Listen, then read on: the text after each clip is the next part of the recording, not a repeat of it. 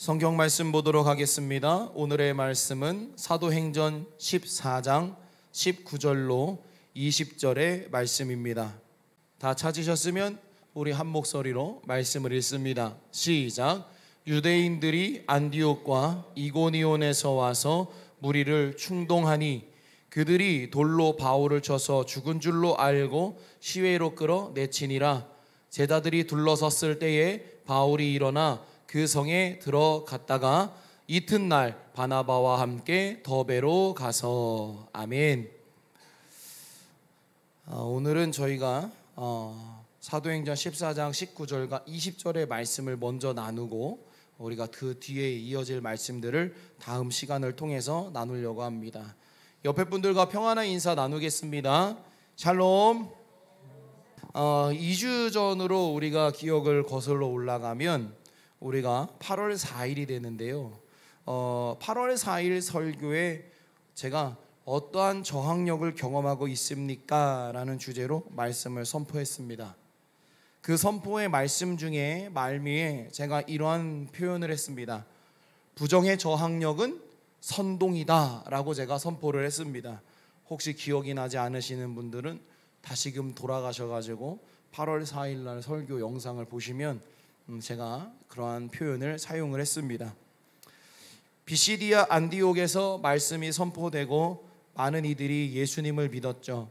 우리는 이미 그 8월 4일 날로 넘어가면 이제 비시디아 안디옥에서부터 사도 바울과 바나바가 말씀을 선포한 그 현장을 기억해야 합니다.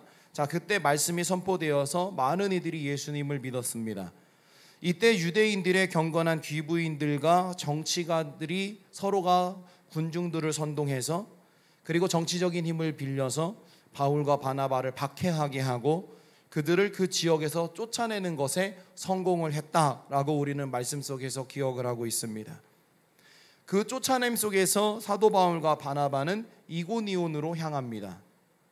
이고니온에 도착한 바울이 그곳에서 어김없이 십자가의 복음을 또 전합니다. 유대인들에게. 그리고 말씀을 듣고자 하는 자들에게 복음을 전합니다. 그렇게 복음을 전하며 겪게 되는 상황이 우리가 사도행전 14장 1절에서 7절의 말씀 속에 기록되어 있습니다. 자, 이고니온에 들어와서 두 사도가 회당에서 복음을 선포하니 1절에 이런 기록이 있습니다. 유대와 헬라의 허다한 무리가 어떻게 했더라? 믿더라. 어떻게 했더라? 믿더라. 복음이 선포됐더니 그들에게 예수님의 존재를 선포하고 유대교에 있는 그들의 관습과 행위가 잘못되었으니까 우리가 이거를 조금 바로잡아야 한다. 살아계신 메시아가 오셨다. 그분이 예수 그리스도다 라는 사도 바울의 복음이 전해지니까 그 허다한 무리가 믿더라 라는 기록을 통해서 이곳에서 어떤 복음의 역사가 나타났는지 우리는 말씀을 읽으면서 충분히 그 상황이 이해가 될 만한 것을 우리는 보게 됩니다. 그 시대에도 그렇고 지금도 그렇지만 복음이 선포되고 나서는 믿는 자가 항상 나타났고 그 반대로 어떤 자가 나타나더라? 항상 부정하고 반대하며 핍박하는 자들도 동일하게 나타나더라. 순종하지 않는 유대인들이 또 부정의 세력이 됩니다. 부정의 세력이 되어서 이방인들의 마음을 선동하여서 형제들에게 악감정을 이제 품게 합니다. 사도행전 14장 5절부터 7절까지 한번 말씀을 읽어볼까요? 시작. 이방인과 유대인과 그 관리들이 두 사도를 모욕하며 돌로 치려고 달려드니 그들이 알고 도망하여 루가오니아의 두 성 루스드라와 더베와 그 근방으로 가서 거기서 복음을 전하니라. 아멘. 자, 여기서 기록된 대로 바울과 바나바를 모욕하고 돌로 치려고 이제 달려들었는데 바울과 바나바가 이제 도망하지요. 그래서 루가오니아의 두 성 루스드라와 더베로 이제 그들이 그 근방으로 가서 복음을 전합니다. 이 말씀을 보면 또 어떠한 좀 부정적인 시선을 갖고 있는 사람들은 이렇게 표현할 거예요. 복음 전하다가 죽을 것 같으니까 도망갔냐? 거기서 죽어야지? 이렇게 부정적인 표현을 쓸 수도 있어요. 근데 여러분, 전쟁을 하다 보면 이건 영적 전쟁이고 전쟁이에요. 전쟁을 하다 보면 승리를 위해 어떤 것도 해요? 작전상 후퇴도 하잖아요. 그렇죠? 저는 이렇게 봐요. 이건 작전상 후퇴일 뿐이다. 하나님이 만약에 거기서 그냥 끝내겠다라고 말씀하셔서 거기서 돌을 맞았다라면 이런 루스드라 지방으로 이동을 해가지고 거기서 복음을 전하는 이 역사는 그 앞에서 멈췄겠지요. 그런데 하나님이 그들에게 복음을 전하게 하셨고 이 복음을 전하는 가운데 다시 그들이 다른 지역으로 이동을 했다라는 것은 작전상 후퇴요 하나님의 계획이고 더 나은 하나님의 섭리가 그 안에 있다라는 것을 우리는 인식을 하고 가야 합니다. 그래서 우리가 항상 앞에 전제가 되어야 할 것은 우리가 작전상 후퇴를 했었을 때에는 그 뒤에 분명한 작전과 계획이 있어야 합니다. 앞에서는 작전상 후퇴해요 라고 해놓고 나서 뒤로 가가지고는 아무런 계획도 없이 준비도 없이 그냥 우리가 또 시간을 보내고 있다라면 우리는 작전상 후퇴가 아니라 정말 후퇴인 겁니다. 그런데 우리의 신앙 속에 작전상 후퇴가 있을 때에는 그 뒤에 계획이 분명해야 합니다. 여러분, 그래서 우리에게도 이 말씀은 적용이 됩니다. 그래서 여러분들의 가정 속에 때로는 우리의 교회 안에 우리가 상황을 통해서 작전상 한 번 후퇴를 했었을 때는 그 뒤에 합당한 계획이 있어야 하는 거고 준비가 있어야 합니다. 그래서 때로는 가정 안에서 불화가 있고 아픔이 있고 다툼이 있었을 때 예수 믿는 우리가 다 손해를 입는다라는 생각을 갖고 우리가 다 받아들일 때가 있어요. 그럴 때 우리는 하나님 너무한 거 아니에요 라고 생각하지만 우리는 분명히 하나님이 너를 통해 작전상 한 번의 후퇴를 주셨지만 그 뒤에 내가 너를 단단하게 만들고 너의 중심을 회복해서 그 뒤에 분명히 십자가의 복음이 선포되고 그의 악한 마음이 녹아질 일들을 내가 너를 통해 계획하고 있어 라는 것을 내가 마음속에 확신하며 나아갈 수 있는 은혜를 주님은 그 다음에 우리에게 입히시겠다라는 계획이 있다라는 것을 우리는 잊지 않고 준비하며 나아갈 수 있는 필요가 우리에게 있다라는 겁니다. 그래서 이 사도 바울과 바나바의 그러한 작전상 후퇴는 그러한 철저한 준비 속에 이루어진 것이다 라고 말씀을 통해 저는 그렇게 이해를 했습니다. 여러분들과 제 삶에도 때로는 이러한 일이 있을 때 그러한 준비가 있고 준비 뒤에는 아름다운 하나님의 역사가 존재할 수 있는 그러한 준비된 그릇이 우리에게 나타나기를 주의 이름으로 간절히 소망을 해봅니다. 자, 이러한 상황이 이제는 쌓이면서 부담과 두려움으로 줄어들 것 같은 복음의 능력이 바울과 바나바의 담대한 선포가 계속이 되면서 계속 지역을 바꾸면서 복음이 선포되고 지역을 바꾸면서 복음을 선포하니까 그 세력이 얼마나 커지는지 몰라요. 예수를 믿는 사람들이 계속 말씀을 보니까 어떻게 됐더라? 많아졌더라 증가하고 있다라는 거예요. 이 증가가 우리의 지역에도 있기를 바랍니다. 이 증가가 여러분들의 가정에도 있기를 간절히 소망을 합니다. 하나님, 우리 집은 꼴랑 4명인데요 증가해봐야 4명인데요 근데 그랬잖아요. 그 한 명이 10을 감당하고 한 명이 100을 감당하면 한 가정의 회복은 40이요 100이에요. 그러죠? 그렇기 때문에 우리는 가정에서도 그런 회복이 있어야 합니다. 그런데 항상 우리는 하나 또 고민해야 할 것은, 잊지 말아야 할 것은 선포의 현장의 역사가 커지면 부정의 세력의 저항도 커지더라. 내가 무언가 하나님의 일을 하려고 하면 자꾸만 부정의 세력이 생기더라. 하나님의 일을 하려고 결단하면 자꾸만 뭔가 문제가 오더라. 그래서 우리는 항상 하나님의 일을 결단하고자 할 때 결단의 마음으로 나가지만 항상 끊임없이 기도해야 할 것은 뭐냐 하면 주님이 주신 은혜로 주니 오늘 내가 결단하여 나아가는데 악한 영은 틈타지 못하게, 악한 부정의 영 틈타지 못하게 하나님 내 뒤를 봐주시옵소서. 우린 이 기도가 필요한 거예요. 왜냐하면 내가 하나님의 말씀에 결단하여 볼 때는 앞을 보거든요. 그러면 내 뒤에 있는 건 항상 누군가가 뒤에서 뒷걸음치면서 나를 보호해야 하는데 이게 바로 누구냐? 바로 주님의 능력이라는 것이지요. 그래서 우리는 항상 기도할 때 감정이 왔었을 때 내가 이걸 하겠다 마음 먹었을 때에는 항상 앞에 거를 기도하고 뒤에 걸 기도해야 하는 것이 우리들의 그러한 깨어있는 영적 지혜라는 것입니다.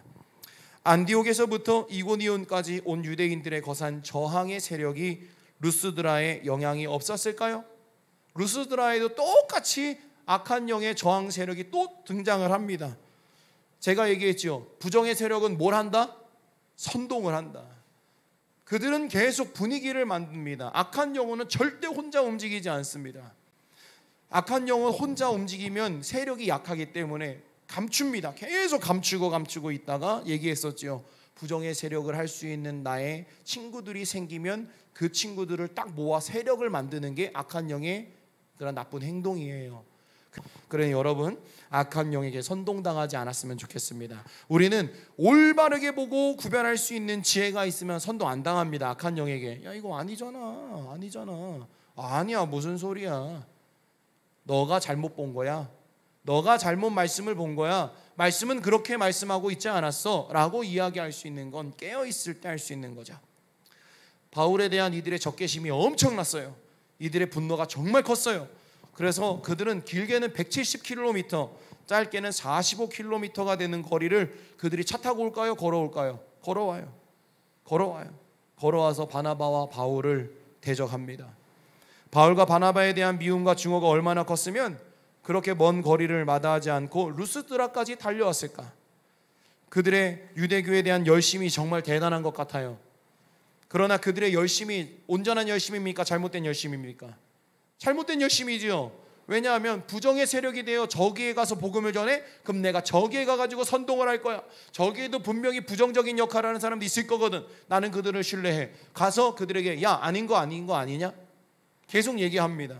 그래서 그들에게 증오가 쌓이고 그들에게 불편이 쌓이게 계속해서 그들에게 부정의 세력을 선동하여 만들어서 사도 바울과 바나바를 통하여 나타나는 복음의 역사를 어떻게 하면 저지할까라는 마음을 그들은 그들의 잘못된 열심을 통해서 보이고 있었다라는 것이죠. 이렇게 잘못된 신념이나 종교를 가진 사람들이 얼마나 십자가의 복음에 있어서 큰 장애물이 되는지를 잘 보여주고 있어요. 그래서 여러분, 잘못된 신념, 잘못된 종교, 잘못된 복음의 이론, 잘못된 구원론을 갖고 이렇게 살아가고 있는 자들을 만났었을 때 우리는 정말로 단단해지기 위해서는 많은 말씀에 대한 깨우침과 기도가 필요한 거예요. 본질의 훼손이 우리에게 없어야 되는 거예요. 내가 본질을 잠깐만 내 인간적으로 자의적으로 해석을 하면 여러분, 우리도 그들의 잘못된 신념과 개념 안으로 나도 모르게 쓱 들어가서 그런가 보다 하고 있어요. 우리가 예수 그리스도의 십자가의 진리에 따라해 보겠습니다. 장애물이 되어서는 안 된다. 내가 장애물이 되면 여러분 이거 어떻게 해결할 건데요? 내가 십자가의 길을 걸어가게 하고 내가 기도하며 나아가고 내가 무언가 부흥의 역사 속에 하나의 미랄이 되어야 하는데 내가 거기에 걸림돌이가 되거나 장애물이 됩니다.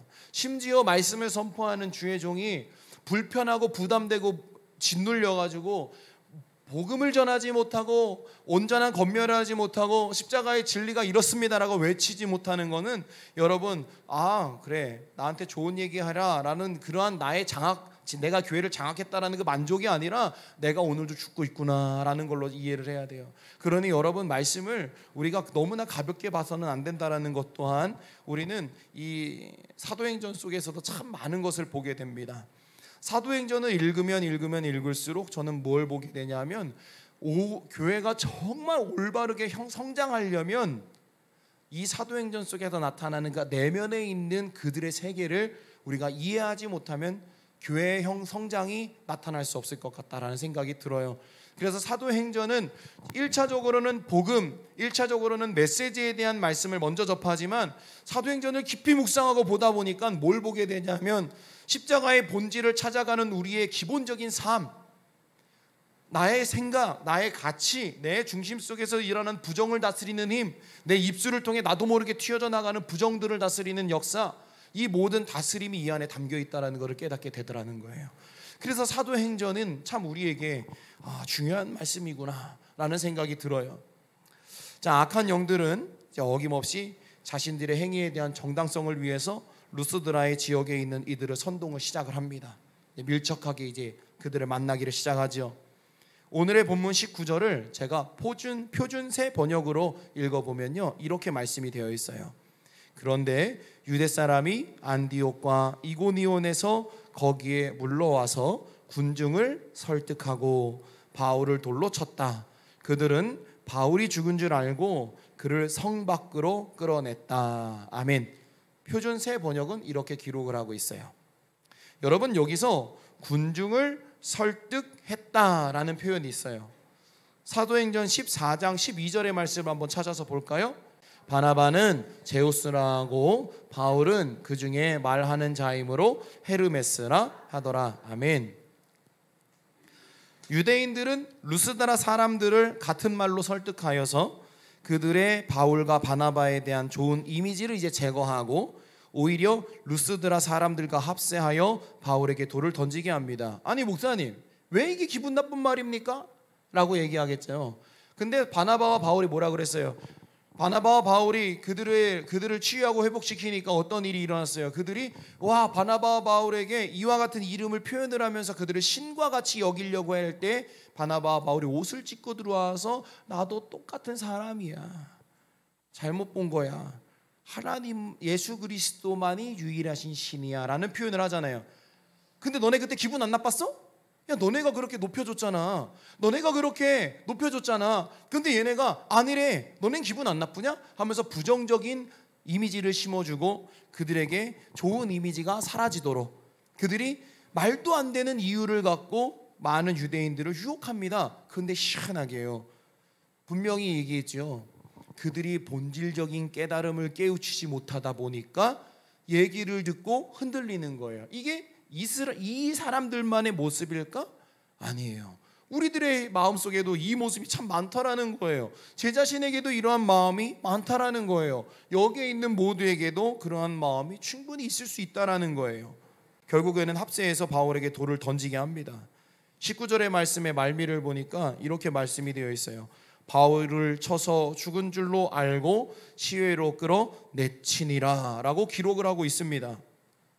이것은 루스드라에 있는 백성들과 유대인들이 성 안에서 바울에게 돌을 던졌다는 것을 정확하게 기록하고 있죠. 여러분 조금 성경을 조금 이해하고 계신 분들은 이상하다라고 생각하실 거예요. 성 어디서 돌을 던져요? 대부분 성 밖에서 던지는 거예요. 근데 성 안에서 던졌다라는 거를 여러분 인지하고 계셔야 합니다. 그리고 자세히 들여다보면 유대인들은 바울에게 돌을 던지는 이 상황을 크게 드러내놓고 많은 이들에게 보이고 싶었던 것 같아요. 바울과 바나바는 안에서 돌을 맞게 생겼어요. 그만큼 극박했다라는 거예요. 악한 세력들에게 있어서는. 어떤 구석진 곳으로 가서 돌을 던지는 것도 아니라 많은 사람들이 볼 수 있는 축축하건대 광장과 같은 곳에다가 바울을 돌로 쳐요. 바나바는 돌을 안 맞아요. 신기하게도 바울이 돌을 맞아요. 왜 맞을까요? 바울이 대장이어서? 아니에요. 바울이 앞서서 말씀을 전했다라는 거예요. 군대에 이런 얘기가 있죠. 너무 열심히 하면 독박 쓴다. 그러니까 중간만 가라라는 얘기가 순간적으로 말씀을 보다가 그냥 싹 스쳐 지나가더라고요. 그런데 사명이 있는 사람들은 그렇지 않아요. 뭐 독박 쓰더라도 내가 하지. 근데 사도 바울의 마음은 얼마나 뜨거운 마음으로 준비가 됐는지 독박 쓸 것 뻔히 알면서도 말씀을 들고 선 거지요. 그래서 결국에는 사도 바울이 돌을 맞게 됩니다. 자, 자신들의 정당성과 위세를 드러내기 위해 이보다 더 좋은 볼거리가 있겠는가라는 생각을 가진 유대인들과 많은 사람들, 그리고 그들의 선동에 당한 루스드라 사람들은 그 광장 안에다가 바울을 세워놓고 거기에다가 돌을 던지는 판단을 해요. 그들이 거기 실행에 옮깁니다. 집에 가서 한번 읽어보세요. 레위기 24장 14절에서 16절, 민수기 15장 35절, 사도행전 7장 58절을 보면 유대인들이 사람을 돌로 칠 때는 항상 성 밖에서 쳤다라고 기록을 하고 있어요. 그런데 이상하게도 루스드라에서는 바울을 성 안에서 돌로 쳤다고 했잖아요. 유대인들이 이제 중심이 되어서 저지른 일인데, 유대인들은 자기들의 그런 관습을 잘 이해하고 있었다라면 분명히 끌고 나갔어야 되는 게 맞아요. 근데 유대인들이 그 안에서 했다라는 얘기는 우리가 알고 있는 것, 우리가 아까 제가 앞에서 말한 것처럼 굉장히 이들이 지금 변질되어가는 과정 속에서 너무나 급했다라는 거예요. 그리고 굉장히 다시 반대로 얘기하면 두려웠다라는 것이죠. 그러니까 자신들이 지켜왔었던 관습과 자기들이 그렇게 중요하다고 얘기했던 율법을 자기들도 그냥 까먹어 버리는 거예요. 너무 급해 버리니까. 결국 이고니온에서 돌려치려 했던 그들의 소망이 루스드라까지 쫓아와가지고 이루어졌어요. 악한 감정이 쌓인 것이 표출이 될 때에는 그 힘이 생각보다 굉장히 막강합니다. 힘은 강하지만 그 악함은 얼마나 추악한지를 몰라요. 이러한 모습이 언제든지 나에게도 나타날 수 있어요. 우리에게도 나타날 수 있어요. 우리 교회에도 나타날 수 있어요. 가정에서도 나타날 수 있어요. 그래서 방심하면 안 돼요. 사도행전 14장 19절의 말씀을 보면 그들이 돌로 쳐서 죽은 줄로 알고 시외로 끌어 내치니라 라는 기록을 볼 수가 있게 되거든요. 자, 그 당시의 사람들, 그리고 사도 바울에게 복음을 듣고 예수님을 믿고 제자가 된 그 무리들도 사도 바울이 죽은 줄 아는 거예요. 아, 이제 사도 바울은 여기서 순교했구나. 그래서 사도 바울이 이제 길 바깥으로, 성 밖으로 던져져 있으니까 사도 바울 곁에 서서 동그랗게 서가지고 사도 바울의 마지막을 보고 있는 겁니다. 왜 보고 있어요? 장례 치러 주려고. 그렇게 보고 있어요, 사도 바울을. 근데 사도 바울이 20절의 말씀을 보니까 어떻게 돼요? 제자들이 둘러섰을 때 바울이 일어나 라고 기록을 하고 있어요.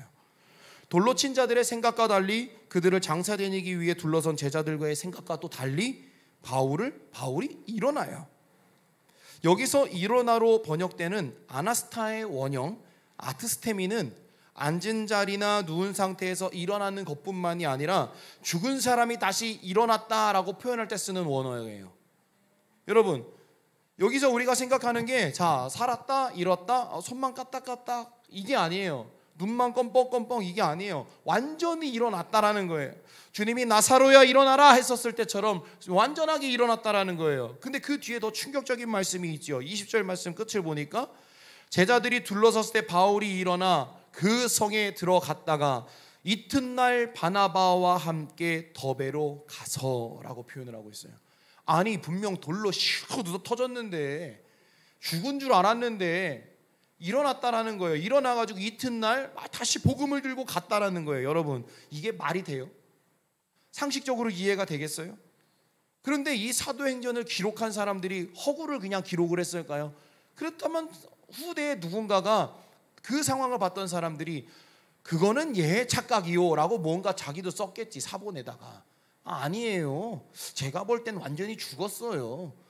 근데 아무리 사본을 보고 번역본을 보아도 사도 바울이 죽었다 일어났다가 아니라 그냥 살았어. 저는 이 말씀을 통해 어떠한 마음의 깨우침이 왔냐면요, 살리시겠다라는 주님의 뜻으로 인하여 살았다는 것에만 우리는 여태껏 집중을 했거든요. 근데 우리는 다른 걸 봐야 돼요. 살아나기 전 죽어야 한다는 사실을 먼저 우리는 기억해야 돼요. 우리는 사는 거를 좋아해요. 목사님, 제가요 이번에 살았어요 막 이런 거 좋아해. 목사님, 제가 이번에 회복되었어요. 우리는 이게 더 먼저거든요. 근데 저는 말씀을 보다가 깨우치는 게 뭐냐면, 야, 사는 건 하나님의 말씀으로 사는 거야. 근데 가장 먼저는 죽는 게 먼저 돼야 살 수 있다. 믿으십니까? 여러분, 내가 살려면 먼저 죽어야 돼요. 죽지 않으면 살 수가 없어. 그러니까 여러분들이 십자가 앞에 완전히 죽지 않으면 우린 살 기회가 없는 거예요. 나 혼자 느끼는 죽음이 아니라 모두가 확실하게 느낄 만큼의 죽음. 그래서 성 밖에다가 던져버려도 그 죽음에 대해 아무 의심 없이 인정될 만큼의 완전히 죽는 과정이 있어야 예수의 이름으로 살아났다 말할 때 모두가 놀랄 수밖에 없는 그 역사, 그게 바로 내게 있어야 된다. 이게 바로 예수의 이름으로 죽은 자가 살아난 것이 바로 우리의 지금의 삶 속에서 드러날 수 있는 살아있는 역사다. 그러니 여러분들이 예수 앞에 팍 죽어야 되는 거예요. 내가 예수 앞에 꼬꾸라져야 한다라는 거예요. 이게 없는데 어떻게 회복이 있겠어요? 우리의 한국 교회가 그렇게 다시 죽어야 돼요. 우리 품어주는 교회가 다시 십자가 앞에 확 죽어야 돼요. 그래야 일어나는 거예요. 저는 이 말씀을 보면서 그런 감동이 왔어요. 하나님, 십자가 앞에 완전히 처박혀 죽게 하여 주시옵소서. 조금 격양된 표현이지만 주님, 완전히 십자가 앞에 죽게 하여 주시옵소서. 모든 사람들이 망했다라고 표현하게 하여 주시옵소서. 모든 사람들이 저 품어줄 교회는 끝났다라고 표현하게 하여 주시옵소서. 그런데 예수의 이름으로 다시 일어서는 교회가 저 교회였구나, 저 교회 하나님이 살아계셨구나 라는 표현이 나타날 수 있는 교회가 되게 하여 주시옵소서. 여러분, 지금 이 시대에는 이게 필요합니다. 뭐 아이들이 예배하기 좋은 교회가 어딥니까? 제가요 최근에 들은 말 중에 너무 충격적인 얘기가 있어서 하나 얘기하고 끝내려고요. 설교는 거의 다 끝났는데, 이 엄마들 카페에 글을 보니까 이런 글이 있대요. 11조 안 하는 교회가 있을까요? 헌금을 안 하는 교회가 있을까요? 쉽게 예배 드릴 수 있는 교회가 있을까요? 그냥 편안하게 다닐 수 있는 교회가 있을까요? 제가 이런 표현을 보면서 충격을 받았어요. 야, 교회가 그냥 가는 곳이구나. 기도 많이 하는 교회 없나요? 뜨겁게 기도하는 교회 없나요? 뜨겁게 찬양하는 교회는 없나요? 생명 걸고 기도하는 교회는 없나요? 라는 메시지가 아니라 다 내가 요구하는 거를 하는 교회는 없나요? 근데 더 충격적인 건 뭔지 아세요? 그 아래 쭉 달리는 댓글이 엄청나. 어디 교회예요? 어디 교회예요? 어디 교회예요? 그거 보고 우리는 울어야 돼요. 그거 보고 우리는 가슴을 부여잡고 울어야 돼요. 하나님 시대가 이야기하고 있는 교회가 사람들이 요구하는 거를 충족시키는 곳이 되었습니다. 사람이 요구하는 거를 충족하는 교회는 교회가 아니에요. 사람들이 요구하지 않고 보지 않으려고 하는 것에 생명이 있다라고 이야기하는 게 교회지. 그게 크리스찬이고 그게 기독교인들이지. 편하게 할 수 있는 건 다 편하게 할 수 있어요. 근데 교회가 왜 힘들어? 자꾸 진리를 찾아가라고 하니까 힘든 거예요. 이 진리가 엄청 힘든 거든. 근데 우리는 생각을 해야 돼요. 이게 우리의 정체성이에요. 여러분 십자가의 길을 걸어가면서 아파하고 힘들고 괴로워하는 게 이게 우리의 정체성이에요. 근데 이 십자가의 정체성을 외면하고 교회에서 은혜를 구하고 십자가를 은혜고 복음을 구하고 생명의 변화를 구한다? 새빨간 거짓말이지. 본질을 외면하고 어떻게 은혜가 왔지? 주님이 내 안에 들어왔다면 분명히 그 본질을 건드리실 텐데 어떻게 본질은 싹 빼고 은혜라는 아름다운 것만을 이렇게 드러냈었을까? 깎아서 난 이해가 안 되더라고. 하나님이 보실 때도 이해가 안 될 거예요. 그럼 여러분 날 것 그대로 하나님께 보여드릴 수 있는 절박함이 우리에게 필요하지 않을까요? 여러분 예수님을 선택해야지만 살 수 있습니다. 믿으십니까? 예수님을 선택해야 삽니다. 심령의 내 안에 주님이 들어오셔야지만 내가 삽니다. 그러니까 심령 속에서 썩어 역겹게 나는 냄새가 예수님으로 인하여 사라져야 하는 겁니다. 주님이 그 역겨워가 썩어가고 있는 걸 계속해서 토해내게 하셔서 우웩우웩하게 토해낼 때 그때 내 심령이 깨끗해지는 거지. 입으로 아무리 나열한다고 해서 이건 안 깨끗해져. 왜? 여기서 아직도 썩고 있거든요. 이거 근본을 걷어내야 됩니다. 예수님을 선택하면 영이 삽니다. 저는 아주 확실하게 말할 수 있습니다. 예수님을 선택하면 영이 어떻게 되더라? 삽니다. 내 영이 살아나는 그 순간을 빠짐없이 기억하고 경험할 수 있는 우리 사랑하는 품어주는 교회 모든 성도님들이 되시기를 바랍니다. 이 사실이 어떤 순간에도 믿어지고 확신으로 고백되어지기를 주님의 이름으로 간절히 축원합니다. 이 시간 함께 기도하기를 바랍니다. 주님, 어떤 상황에도 내가 예수님을 선택하게 하옵소서. 예수님을 선택한 그 삶에서 내 영이 살아나는 것을 아주 정확하게 경험하게 하여 주시옵소서. 이 시간 정말로 아픈 마음을 부여잡고 통성으로 기도하며 나아갑시다. 고맙고 감사하신 아버지 하나님, 우리가 예수님을 어떤 상황에서도 선택하게 하여 주시옵소서. 하나님, 내가 예수를 선택하여 하나님 내 영이 살아나는 역사를 경험하게 하여 주시옵소서. 하나님, 내가 예수님을 선택해서 하나님 내가 쓰러져가는 영혼이 일어나는 것을 경험하게 하소서. 하나님, 내가 예수님을 선택해서 하나님이여 우리의 교회가 살아나는 것을 경험하게 하여 주시옵소서. 하나님, 내가 예수님을 선택해서 하나님 죽어가는 영들이 일어나는 역사가 나타나게 하여 주시옵소서. 하나님, 여호와여 우리를 살리시옵소서. 내가 예수의 이름으로 살고자 합니다. 예수님, 내가 예수의 이름으로 살기를 원합니다. 주님, 내가 예수의 이름으로 살기를 원합니다. 주님, 내가 예수의 이름으로 살기를 원합니다. 주님, 내가 예수의 이름으로 너와여 살기를 원합니다. 주님, 내가 예수님을 선택하며 나아가기를 원합니다. 하나님, 죽어가는 그 모든 영혼들이 하나님 병든 모든 여호와여 이 시대가 하나님 예수 안에서 회복되어지기를 원합니다. 그러니 주님이여 이 강단에서 예수님이 당신을 사랑하시고 그 사랑하시는 십자가의 사랑을 체험해야 하고 그 주님을 당신들이 선택해야지만 살 수 있다고 여호와여 막힘없이 말씀을 들고 선포할 수 있는 내가 될 수 있도록 하나님 은혜와 능력을 허락하여 주시옵소서. 여호와여 나의 믿음이 연약하지만 하나님 예수의 이름으로 간절히 살아나기를 원합니다. 간절히 살아나기를 원합니다. 간절히 살아나기를 원합니다. 하나님 은혜와 능력을 우리에게 예비하소서. 하나님 은혜와 능력을 우리에게 예비하여 주시옵소서. 주옵소서. 간절히 주님을 찾으며 나아갈 수 있는 믿음의 백성들이 되기를 원합니다. 하나님, 한 영혼 만나 주시옵소서. 하나님, 한 영혼 만나 주시옵소서. 하나님의 놀라운 역사를 기대합니다. 하나님의 놀라운 역사를 기대합니다. 하나님 인도하시고 주님 역사하여 주시옵소서.